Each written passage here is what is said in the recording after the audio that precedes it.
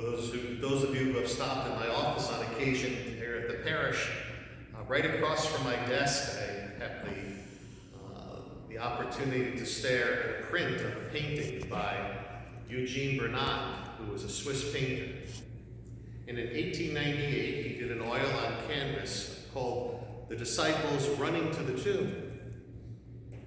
And it is a depiction of Peter, an older man, gray hair, beard, and next to him running the beloved disciple.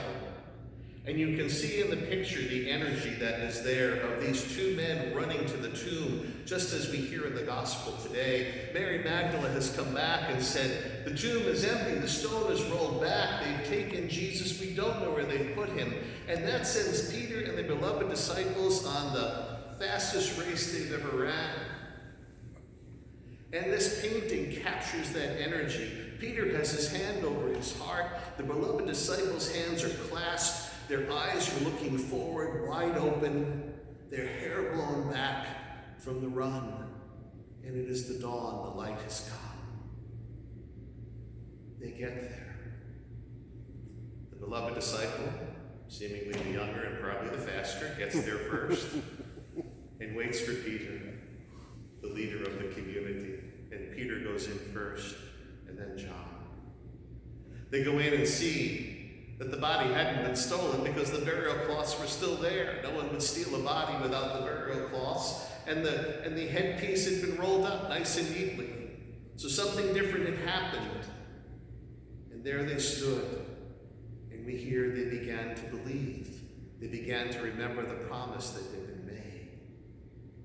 But they both run from different experiences of just 2 days before. 2 days before, Peter had denied knowing Jesus. These hours in Peter's life must have been horrific as he went over and over and over again. How could I deny this Jesus? How could I turn on him at the house of Caiaphas?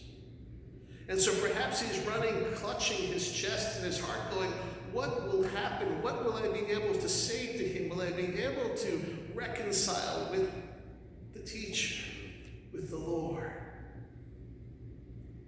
The beloved disciple comes from a whole different experience. He was there at the foot of the cross. He stood by Mary as Jesus entrusted his mother to the beloved disciple.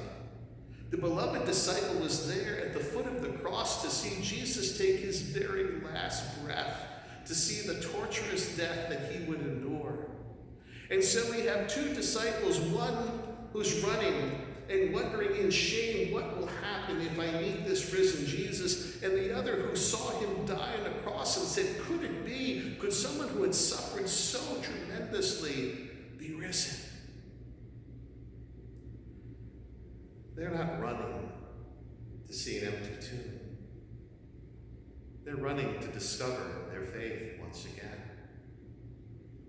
They're running to discover that the promises that Jesus made to them on more than one occasion come to pass.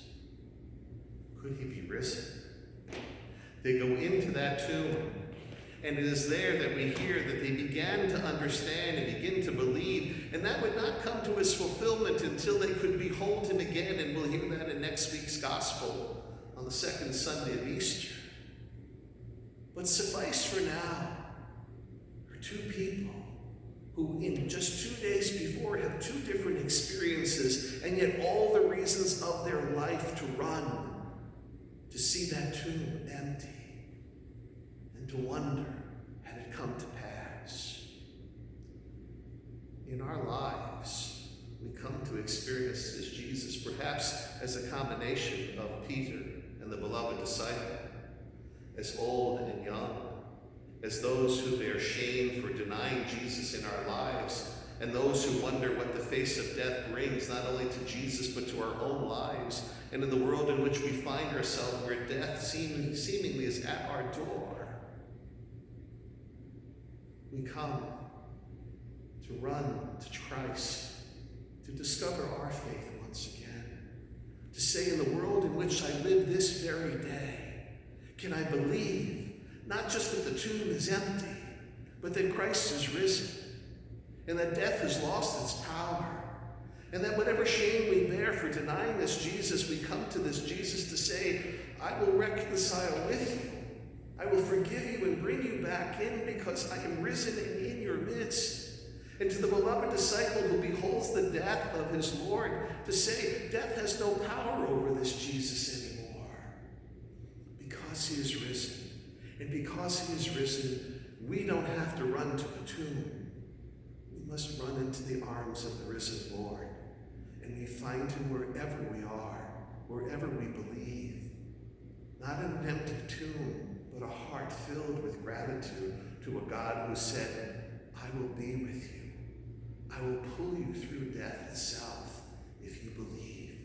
And today is the day we gather as the world to say, he is risen.